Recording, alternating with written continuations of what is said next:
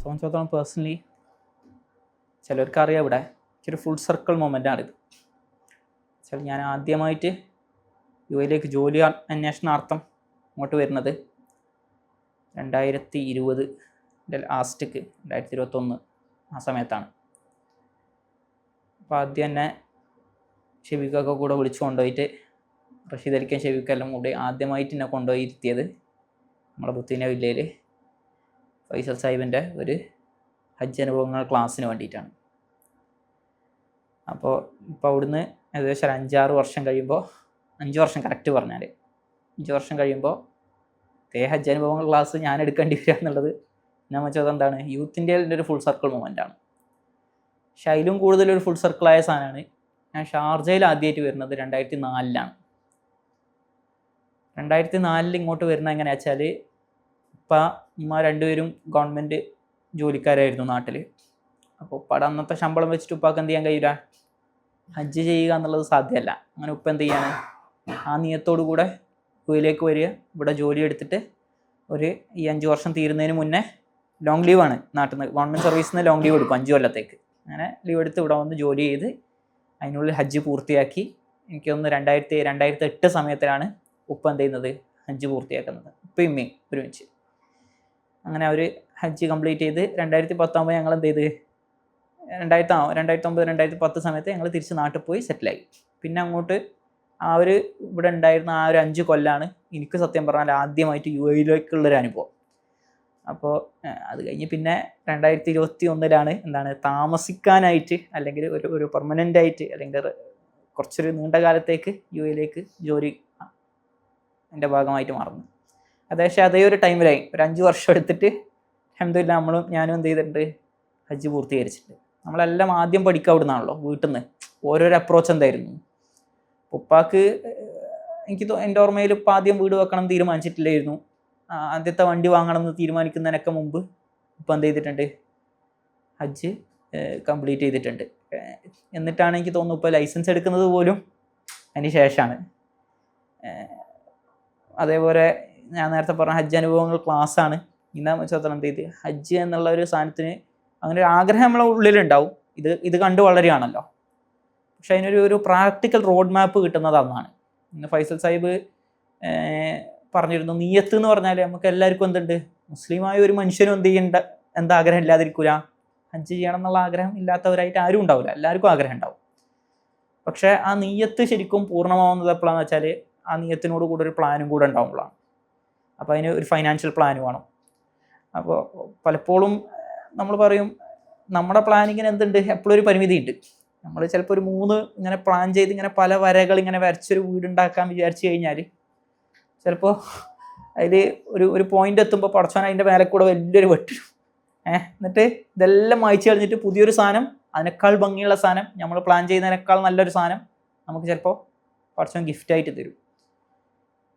ഇതും ഞാൻ എനിക്ക് തോന്നുന്നു മുമ്പ് പറഞ്ഞിട്ടുള്ളൊരു കഥയാണ്. എൻ്റെ ഹജ്ജും അങ്ങനെ തന്നെയാണ്. അന്ന് ആ ക്ലാസ്സിൽ പറഞ്ഞിട്ടുള്ള ഒരു സാധനം, നിങ്ങൾക്ക് നിങ്ങളെ ശമ്പളം വെച്ച്, ഞാൻ അന്ന് ജോലി കയറിയിട്ടേ ഉള്ളൂ, നിങ്ങളെ ശമ്പളം വെച്ചിട്ട് നിങ്ങൾക്ക് എന്താണോ പറ്റുന്നത്, അപ്പോൾ മാസം ഒരു 100 ദിർഹംസ് ആണെങ്കിൽ ആ 100 ദിർഹംസ് നിങ്ങൾ എന്ത് ചെയ്യണം, ഹജ്ജ് എന്നുള്ള നിയ്യത്തോടു കൂടെ മാറ്റി വെക്കണം. അങ്ങനെ നിങ്ങൾക്ക് എന്ത് ചെയ്യാൻ പറ്റുള്ളൂ, ആ ഒരു എമൗണ്ട് എത്താനും പിന്നെ ഹജ്ജിന് പോകാനും സാധിക്കുള്ളൂ എന്ന് മുമ്പ് പറഞ്ഞു. അപ്പോൾ അന്നത്തെ എൻ്റെ ഒരു സാലറി, എൻ്റെ ഒരു കാൽക്കുലേഷൻ വെച്ച് ഞാൻ ഇങ്ങനെ കണക്ക് കൂട്ടി.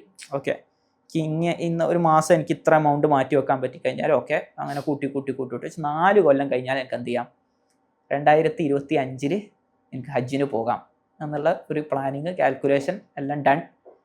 അങ്ങനെ ഓരോ മാസവും ഇങ്ങനെ മെല്ലെ എന്ത് ചെയ്യും, ആദ്യത്തെ ശമ്പളം മുതൽ ഇങ്ങനെ കൂട്ടി വെക്കും, ശേഖരിച്ച് വെക്കും. ഇതെൻ്റെ ഹജ്ജ് ഫണ്ടാണെന്ന് തൊടാതെ അത് വേറെ തന്നെ വെക്കും. ഇടയ്ക്ക് എനിക്ക് പേടിയുണ്ടാവും, ഉപ്പാൻ്റെ അക്കൗണ്ടിലേക്ക് ട്രാൻസ്ഫർ ചെയ്ത് വെക്കും. അങ്ങനെയൊക്കെ ആയിട്ട് അതങ്ങനെ പോവാണ്. അപ്പോൾ സ്വാഭാവികമായിട്ട് എന്ന് വെച്ചിട്ട് ലൈഫിൻ്റെ ബാക്കി എല്ലാ കാര്യങ്ങളും നിൽക്കുന്നൊന്നുമില്ല. ജോലിയിൽ എന്ത് ചെയ്യുന്നുണ്ട്, പ്രൊമോഷൻ സീക്ക് ചെയ്യുന്നുണ്ട്, നമ്മുടെ സ്കിൽ ഡെവലപ്മെൻറ്റ് നടക്കുന്നുണ്ട്, വണ്ടി വാങ്ങുന്നുണ്ട്, അതിൻ്റെ ഇടയിൽ നമ്മളെ കാര്യങ്ങളൊക്കെ നടക്കുന്നുണ്ട്. അപ്പോഴാണ് AUSലേക്ക് ഇങ്ങനെ ഒരു പഠിക്കണം എന്നുള്ളൊരാഗ്രഹം മുമ്പേ ഉണ്ടായിരുന്നു. ഞാൻ ഇവിടെ വരുന്ന സമയത്ത് തന്നെ എനിക്ക് ഇറ്റലിയിൽ അഡ്മിഷൻ കിട്ടിയിട്ട് കൊറോണ സമയത്ത് ഇപ്പോൾ ഒരു ഓഫ്ലൈൻ ക്ലാസ് എന്നുള്ളതായിരുന്നു ആഗ്രഹം. ഓൺലൈനായിട്ട് പഠിക്കേണ്ടി വരും, കൊറോണ ഉള്ളതുകൊണ്ട് ഞാൻ എന്ത് ചെയ്തിട്ടില്ല, അതും ഇവിടെ ഒരുത്തൻ എന്നെ പല തവണയായിട്ട് എന്ത് ചെയ്ത് മൂപ്പിച്ച് ചാമ്പിയെന്നാണ്. അങ്ങനെ ഇറ്റലിയിലേക്ക് അഡ്മിഷൻ എടുത്ത് നമ്മൾ പോകാത്ത ഒരു കഥ ഉണ്ട്, വലിയൊരു കഥയാണത്. അങ്ങനെ അത് വേണ്ട വെച്ചിട്ട് അപ്പോൾ ഇവിടെ പഠിക്കണം എങ്ങനെയെങ്കിലും മാസ്റ്റേഴ്സ്. അപ്പോൾ അതിനും ഇതേ സർക്കിൾ ത്രൂ നമ്മളിങ്ങനെ എടുക്കുന്ന ചില ക്ലാസ്സുകൾ നമ്മൾ ഇരുത്തത്തിലൂടെ നമ്മളോടുള്ള ഇഷ്ടം കൊണ്ട് ഒരു സഹോദരൻ എന്ത് ചെയ്യാണ്, അസീഫ് ഖാൻ നിങ്ങൾക്ക് അറിയുണ്ടാവും, അസീഫ് ഖാനെ പുഷ് ചെയ്യാണ്, എന്ത് ചെയ്യണം, എന്തായാലും മാസ്റ്റേഴ്സ് കംപ്ലീറ്റ് ചെയ്യണം, ഇങ്ങനെ ഒരു ആഗ്രഹം ബാക്കി വെക്കരുത് പറഞ്ഞിട്ട് മൂപ്പരെന്നെ പുഷ് ചെയ്തിട്ടാണ് മാസ്റ്റേഴ്സിന് പറഞ്ഞയക്കുന്നത്.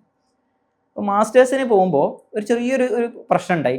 എനിക്കൊരു ചെറിയൊരു സർട്ടിഫിക്കറ്റ് നാട്ടിൽ നിന്ന് ഇഷ്യൂ ചെയ്ത് കിട്ടണം.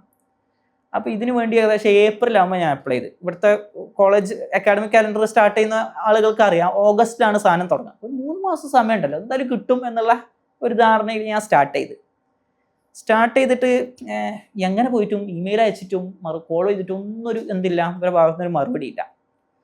അപ്പോൾ ഞാൻ അവസാനം എനിക്ക് തോന്നുന്നു ഇവിടുന്ന് കുറേ ആളുകൾ പോയി, എൻ്റെ മുംബൈയിലുള്ള ഫ്രണ്ട്സ് പോയി അന്വേഷിച്ചു, നാട്ടിൽ നിന്ന് റായിദ് ഫ്രണ്ടിനെ വിട്ട് പോയി അന്വേഷിച്ചു. അപ്പോൾ ലാസ്റ്റ് റായിദാണ് എൻ്റെ അടുത്ത് പറഞ്ഞത്, സംഭവം എന്താ വെച്ചാൽ അവർക്ക് എന്തോ ഒരു സാധനം കിട്ടിയാലും അവരത് ഇങ്ങോട്ട് തരും, അത് മാത്രമാണ് ഒരു ബ്ലോക്കറായിട്ട് ഫീൽ ചെയ്യുന്നത്, അല്ലാതെ ഇവർക്ക് തരാതിരിക്കാൻ വേറെ റീസൺ ഒന്നും ഇല്ലല്ലോ. പിന്നെ സംബന്ധിച്ചിടത്തോളം ഞാൻ എന്തിനാണ്, ഹജ്ജിനുള്ള നിയ്യത്തിലാണ്. കൈക്കൂലി കൊടുക്കുക എന്നുള്ളത് ആ സമയത്ത് നമുക്ക് തിങ്കബിൾ അല്ല. നാട്ടിലെ പല അഡ്മിനിസ്ട്രേറ്റീവ് പ്രോസസ്സിലും എന്ത് ചെയ്യേണ്ടി വരും, നമ്മളിത് കൊടുക്കേണ്ടി വരും.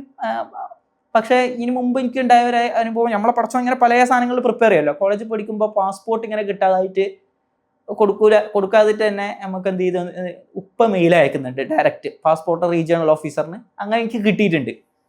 അപ്പോൾ പിന്നെ ഞാൻ കേട്ടൊരു കഥ ഉണ്ട്, നാരായണമൂർത്തിയുടെ പണ്ടത്തെ ഒരു കഥ. മൂപ്പര് കമ്പനി തുടങ്ങിയ സമയത്ത് കമ്പ്യൂട്ടർ ഇമ്പോർട്ട് ചെയ്യാൻ വേണ്ടിയിട്ട് കൈക്കൂലി വെച്ചു. മൂപ്പര പോളിസി ആയിരുന്നു നോ ബ്രൈബറി.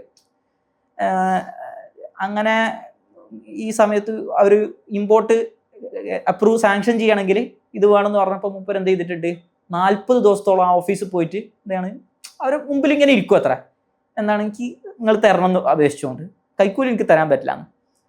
അപ്പോൾ അങ്ങനെയൊക്കെ കഥകളെല്ലാം കേട്ട എൻ്റെ ഒരു പവറിലാണ് ഉള്ളത്. അപ്പം ഞാൻ എന്ത് ചെയ്തെന്ന് വെച്ചാൽ ജോലി റിസൈൻ ചെയ്ത് നാട്ടിലേക്ക് പോയി, ഈ സാധനം കൊടുക്കാൻ കഴിയില്ല. അങ്ങനെ മുംബൈ പോയി റായിദിൻ്റെ ഒരു ഫ്രണ്ടിൻ്റെ വീട്ടിൽ 21 ദിവസം താമസിച്ച്. അപ്പോൾ ഇങ്ങനെ നമ്മൾ ജോലി റിസൈൻ ചെയ്ത് നമ്മളെ നാട്ടിൽ പോയി താമസിക്കുക. അപ്പോൾ വീട്ടുകാരൊന്നുമില്ല, പിന്നെ നാട്ടിൽ പോവുക. ഏകദേശം 2-3 മാസക്കാലം ജോലി ഇല്ലാതെ നിൽക്കുക പറയുമ്പോൾ നമ്മളിങ്ങനെ സേവ് ചെയ്ത് വെച്ച പല സാധനങ്ങളും എന്ത് ചെയ്യാണ്, പല റിസോഴ്സുകളും ഇതിനു വേണ്ടി സ്പെൻഡ് ആവുകയാണ്. ആ സർട്ടിഫിക്കറ്റ് പിന്നീട് കിട്ടുന്നുണ്ട്, അതിൻ്റെ കഥ രസകരമായതാണ്, അത് ഇതുമായി ബന്ധമില്ല. പക്ഷെ അങ്ങനെ നമ്മളെ സേവിങ്സ് എല്ലാം ഡിപ്ലീറ്റ് ആയി. ഹജ്ജിന് വേണ്ടി സ്വരൂപിച്ച എമൗണ്ട് തൊടേണ്ടി വന്നു. അപ്പോൾ ഭയങ്കരമായ സങ്കടമുണ്ട്. അങ്ങനെയാണ് തിരിച്ചു കയറുന്നത്. സമയം ഏകദേശം 2023 ലാസ്റ്റായി. അപ്പോൾ എനിക്ക് ഹജ്ജിന് പോകാനുള്ള നിയ്യത്തുള്ളത് 2025-ലാണ്. അപ്പോൾ ഇനി 1 വർഷം 1.5 വർഷക്കാലേ ഉള്ളൂ. നമ്മൾ നേരത്തെ കണക്കൂട്ടലൊക്കെ തെറ്റിയിട്ടുണ്ട്. പക്ഷേ അതാ ഞാൻ നേരത്തെ പറഞ്ഞേ, നമ്മളെല്ലാ വരൻ്റെ മേലെ കൂടെ പടച്ചോനെ വര വരച്ചിട്ട് 2024 തുടക്കത്തിലാണ് ഞാൻ തിരിച്ച് AUS ജോയിൻ ചെയ്യുന്നത്. AUS നിങ്ങൾക്ക് അറിയാം ഗംഭീരമായ ഫീസ് ഉണ്ട്. അപ്പോൾ അതും പടച്ചോൻ്റെ സഹായത്താൽ നമുക്ക് അവിടെ ഒരു പാർട്ട് ടൈം ജോലിയും സ്കോളർഷിപ്പ് എല്ലാം കൂട്ടി അത് കവറായി. പിന്നീട് ഒരു കമ്പനി സ്റ്റാർട്ട് ചെയ്യുന്നതിന് മുന്നേ കുറച്ച് ഫ്രീലാൻസ് എഫേർട്സ് വന്നു. ഒരു ജോലി ഉണ്ടായിരുന്നു, ചെറിയൊരു കാലയളവ്. എല്ലാം കൂടി 2024 ഹജ്ജിൻ്റെ പുറപ്പെടുന്നതിൻ്റെ ഒരു 2 ദിവസം മുന്നേ എനിക്കൊരു കോള് ഇവിടെ അബുദാബി സുഹൈൽ ഖാൻ്റെ അടുത്ത് വന്നു. ഞാൻ ഈ വർഷം ഹജ്ജിന് തയ്യാറാണ്, അതായത് ഞാൻ പോകാൻ ഉദ്ദേശിച്ചതിന് 1 വർഷം മുമ്പ് കേട്ടാ, ഈ വർഷം ഹജ്ജിന് തയ്യാറാണെങ്കിൽ ഇപ്പോൾ ഒരു സ്ലോട്ട് ഉണ്ട്, വേണമെങ്കിൽ എന്ത് ചെയ്തോ, ഇന്ന് രാത്രി നീ ഓക്കെ പറയുകയാണെങ്കിൽ നമുക്ക് എന്ത് ചെയ്യാം, കൺഫേം ചെയ്യാൻ പോകാമെന്ന്. ഞാൻ എങ്ങനെയെല്ലാം നോക്കിയപ്പോൾ എന്ത് ചെയ്യാൻ പറ്റും, ഫണ്ട് പെട്ടെന്ന് സെറ്റ് ചെയ്യാൻ പറ്റും. അപ്പോൾ ഞാൻ പെട്ടെന്ന് ഉപ്പാനിമാനെ വിളിച്ച് ചോദിച്ചു, എന്നാൽ ഞാൻ പോട്ടെ ചോദിച്ചു. ഉപ്പയും പറഞ്ഞു അങ്ങനെ പോകണ്ടല്ല, ഒരു ചെറിയൊരു പ്രിപ്പറേഷൻ ഹജ്ജിനുണ്ട്, ഒരാളോട് പോയി പൊരുത്തം ചോദിക്കാനുള്ള സമയം പോലും എന്തില്ലല്ലോ, ഇപ്പം ഇല്ലല്ലോ. അപ്പോൾ മൂപ്പര് നന്നായിട്ട് മോട്ടിവേറ്റ് ചെയ്ത് തന്നെ. പക്ഷെ എന്ത് ചെയ്തു, അതല്ല അതിൻ്റെ ഒരു ശരിയെന്ന് തോന്നി. ആ സമയത്ത് എന്താണ് കുറച്ചും കൂടെ ഒന്ന് സെറ്റാവട്ടെ വെച്ച് 2025 നമ്മൾ കണക്ക് കൂട്ടിയത് പ്രകാരം പോകാം എന്നുള്ള തീരുമാനത്തിലേക്ക് ഇൻഷാ അല്ലാഹ് അതിന് കാര്യങ്ങൾ ഒത്തു വന്നു. അതിൻ്റെ ഫണ്ടൊക്കെ പെട്ടെന്ന് അൽഹംദുലില്ലാഹ് റെഡിയായി. ബിസിനസ് അൽഹംദുലില്ലാഹ് നല്ല രീതിയിൽ വളരുന്നുണ്ടായിരുന്നു. അങ്ങനെ 2025 നിങ്ങൾക്ക് ചിലപ്പോൾ ചിലവർക്ക് ഓർമ്മ ഉണ്ടാവും, ഞാനിവിടെ വന്നിട്ട് എല്ലാവരും ഇവിടെ എന്ത് ചെയ്തിട്ടുണ്ട്, ഞാൻ വർഷം ഹജ്ജിന് പോകാൻ കേട്ടോ കഴിഞ്ഞു, ഹജ്ജിന് പോവാണ് യാത്രയൊക്കെ ചോദിച്ച് ഇതുപോലെ എന്തില്ല ഒരു ഹജ്ജ് യാത്രയപ്പ് ഉണ്ടായിരുന്നോ എന്ന് എനിക്ക് ഒരു സംശയമുണ്ട്. പക്ഷെ ഉണ്ടായിരുന്നു എന്ന് എൻ്റെ ഓർമ്മ. നമ്മൾ ദെയ്ദിലെ മറ്റൊരു ഫാം ഹൗസിൽ വെച്ച് കൂടിയപ്പോൾ അവിടുന്ന് ഇങ്ങനെ ഇതേപോലെ ഒരു സെഷനൊക്കെ കണ്ടക്ട് ചെയ്ത് എല്ലാവരോടും സലാമൊക്കെ പറഞ്ഞ് പോയി. ഒരു നമ്മൾ വിസ ഇങ്ങനെ എക്സ്പെക്ട് ചെയ്ത് നിൽക്കുകയാണ്. വിസ ഏത് നിമിഷം വരും, ഏത് നിമിഷം വരും, ഏത് നിമിഷം വരും. പിന്നെ പെട്ടെന്ന് നമുക്കൊരു മാസം മുമ്പ് കിട്ടുന്ന ന്യൂസ് എന്താ വെച്ചാൽ പ്രൈവറ്റായിട്ട് അപ്ലൈ ചെയ്ത ഏകദേശം 45,000 ആളുകളുടെ കൂട്ടത്തിൽ നമ്മുടെ അവസരം എന്ത് ചെയ്തിട്ടുണ്ട്, നഷ്ടപ്പെട്ടിട്ടുണ്ട്. അങ്ങനെ ഭയങ്കര നിരാശയായിരുന്നു ആ സമയത്ത്. കാരണം എല്ലാം നമ്മൾ റെഡിയാക്കിയിട്ട് നമ്മളിങ്ങനെ വെയിറ്റ് ചെയ്യാണല്ലോ. അതുകൊണ്ട് തന്നെ ഇപ്രാവശ്യം എന്ത് ചെയ്തിട്ടില്ല, ആരോടും പറഞ്ഞിട്ടില്ല പോകുന്നുണ്ടെന്ന്. വിസ കിട്ടുന്നത് വരെയും ചിലപ്പോൾ അടുത്ത് പ്രായത്തിനും അങ്ങനെ ഇവിടെ റൂമിലുള്ളവർക്കൊക്കെ ചിലപ്പോൾ ഒരു സൂചന ആയിട്ടാണ് ഞാൻ ഉദ്ദേശിക്കുന്നുണ്ടെന്നല്ലാണ്ട് ഒരു കൺഫർമേഷൻ എന്നുള്ള അർത്ഥത്തിൽ ആരോടും എന്ത് ചെയ്തിട്ടില്ല, വിസ കിട്ടുന്നത് വരെയും പറഞ്ഞിട്ടില്ല. അങ്ങനെ അൽഹംദുലില്ലാഹ് വിസ വന്നു. വിസ വന്നപ്പോഴും നമുക്ക് അപ്പോഴൊരു ബേജാറുണ്ട്. കാരണം എന്താ വെച്ചാൽ അപ്പോഴാണ് എന്ത് ചെയ്യുന്നത്, നമ്മൾ അണ്ണന്മാർ ഇവിടെ പരിപാടി ആരംഭിക്കണത് മാർച്ച് സമയത്ത്. അപ്പോൾ ഫ്ലൈറ്റ് പൊന്തുവോ പോവാൻ പറ്റുമോ അറിയില്ല. പക്ഷെ അപ്പോഴ് ഒരു സമാധാനം ഉണ്ടായത് കഴിഞ്ഞ വർഷം നമ്മൾ പഠിച്ചു. ആ പഠിച്ച പാഠം വെച്ചാൽ നമ്മുടെ അതിന് മുന്നേ സാമ്പത്തികമായി പടച്ചോൻ പഠിപ്പിച്ചു, എന്നിട്ടെങ്കിലും പടച്ചോൻ വിചാരിച്ച് നമുക്ക് യക്കീൻ ഉണ്ടാവുന്നു. അതോ ഉണ്ടായില്ല. കഴിഞ്ഞ വർഷം പ്രായോഗികമായി പടച്ചോൻ പഠിപ്പിച്ചു, ഇനി നിങ്ങൾ എന്ത് ചെയ്തിട്ടും കാര്യമില്ല, നിങ്ങൾ എത്ര പൈസ കൂട്ടി വെച്ചിട്ടും കാര്യമില്ല, എന്ത് ശേഖരിച്ച് വെച്ചിട്ടും കാര്യമില്ല, നിൻ്റെ വിളിയില്ലാതെ നിങ്ങൾക്ക് എന്ത് ചെയ്യാൻ കഴിയില്ല, ഉത്തരം നൽകാനോ ലബ്ബൈക്ക് പറയാനോ സാധിക്കുകയില്ല എന്നുള്ള ഒരു യക്കീന് ഇപ്രാവശ്യം നമുക്ക് ഉണ്ടായിരുന്നു.